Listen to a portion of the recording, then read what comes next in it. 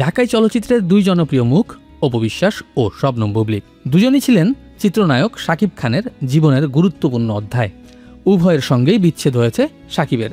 বর্তমানে যুক্তরাষ্ট্রে অবস্থান করছেন শাকিব খান, আর সেখানেই ছেলে শেহজাদ খান বীরকে নিয়ে সময় কাটাচ্ছেন শবনম বুবলী।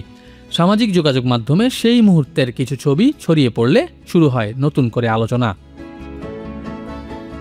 এই আলোচনার মাঝেই ঢাকায় একটি অনুষ্ঠানে হাজির হন অপু বিশ্বাস। বনানীর একটি রেস্টুরেন্টে আয়োজিত অনুষ্ঠানে সাংবাদিকদের প্রশ্নে তিনি ইঙ্গিত দেন 15ই জুন দেওয়া তার একটি ফেসবুক স্ট্যাটাসেই রয়েছে এই বিষয়ে সব উত্তর।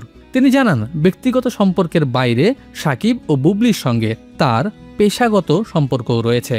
সবাই প্রফেশনাল শিল্পী, তাই তিনি সবার প্রতি সম্মান প্রদর্শন করেন।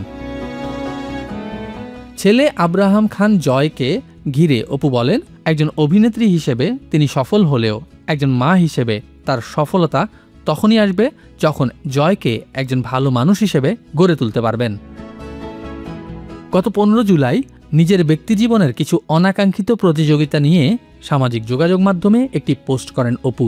সেখানে তিনি জানান, ছেলের সঙ্গে স্মরণীয় কিছু মুহূর্ত প্রকাশ করলেই শুরু হয়ে যায় অপ্রয়োজনীয় তুলনা আর প্রতিযোগিতা। তিনি এসব প্রতিযোগিতায় নেই বলেও স্পষ্ট জানান অপু।